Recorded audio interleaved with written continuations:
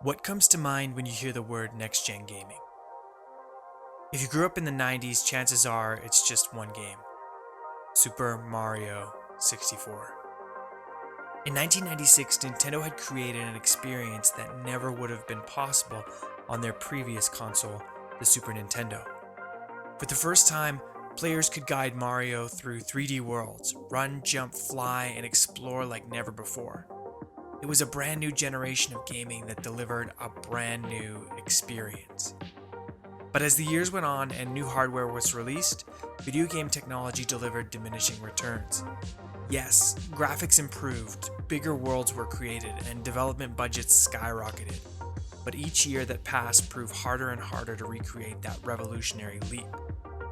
Video games are a unique intersection of art, entertainment, and technology. Therefore, more than any other medium, there's a constant expectation for what will be possible next. 2020 is undeniably the biggest year in gaming, period. A unique global situation led to game sales surging, with some companies like Nintendo seeing year-over-year gains of 400%. And the strangest part was it all happened at the very end of a console generation. For those unfamiliar with the term, home video game consoles are usually released in generations that last between 5 and 7 years. As technology improves, these competing companies release similar hardware in both price and power, and an all-out war ensues for consumer dollars. This is the exact situation taking place in November of 2020, as two juggernauts of the industry, Sony and Microsoft, will release brand new devices and usher in a new console generation. Since the early 90s, console releases have gone hand in hand with massive marketing and equally massive hype. Hardcore fans have done everything from camping outside big box retailers to tattooing release dates on their bodies. A new generation is a promise to deliver a new experience that gamers have never had before, blowing everything from the previous gen out of the water.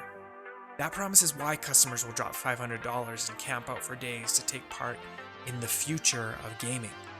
However, as we learn more about this upcoming generation and the truth behind the marketing lingo, the promise of next gen seems more and more questionable. Will fall 2020 deliver on the future of gaming, or are millions of consumers buying into manufactured hype? This is the truth about next gen.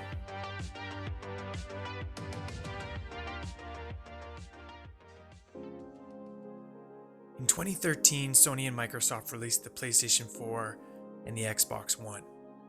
In terms of technical specifications, these consoles were very similar. In 2016 and 17, both companies released a significantly upgraded iteration, a first for both. These consoles are incredibly powerful and able to play games in 4K, but gamers are always looking for the next thing. Throughout 2020, information leaked out about the next generation. As the summer ended, both companies began releasing concrete details about their new consoles. Sony in particular focused on their lineup of exclusive next-gen games. Spider-Man, Miles Morales, Horizon Zero Dawn 2, and a follow-up to Little Big Planet are some of the first big PS5 games. What Sony didn't want to promote so boldly was that these games would also be available on the PlayStation 4. And after assuring consumers for months that they believed in generations, the rumors were confirmed. Gamers are about to experience one of the longest cross-generation periods in the history of the medium. Now, I'm not against games being available on old and new hardware. I also understand there are many good reasons for a long period of cross-generational development. My issue is with the marketing and message Sony had for gamers. Yes, the load times, frame rates, and resolutions will be much better on the new hardware, but ultimately, you're playing the same game. This is anything but a leap forward in terms of new gaming experiences. Will we see something mind-blowing in a few years? Maybe. But I think the concept of a generational leap every 5 to 6 years is the distant past now. I don't know if we'll ever have that Super Mario 64 moment again. For so many of us, myself included, we chase after that long-forgotten feeling. Maybe you opened an N64 on Christmas morning, maybe a PlayStation 1 for your birthday.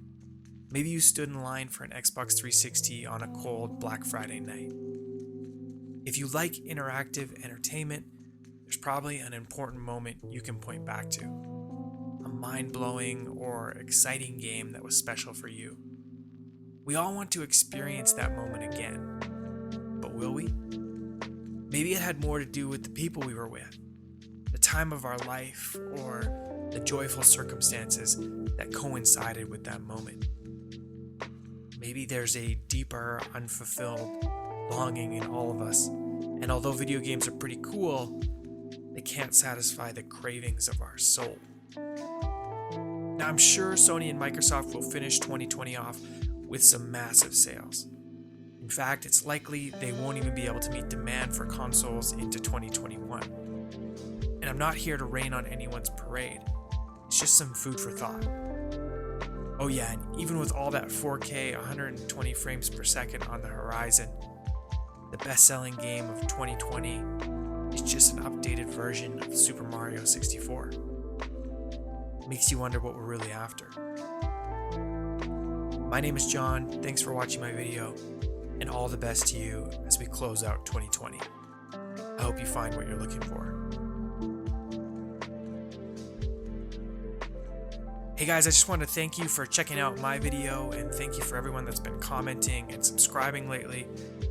That really keeps me going and making more content. One thing you can do to help me out is just to share this video with a friend, someone who you think would enjoy it and appreciate it. And let me know if you got any ideas or things you want me to talk about in the comments below. And let me know what was your next gen moment that blew your mind. Thank you guys.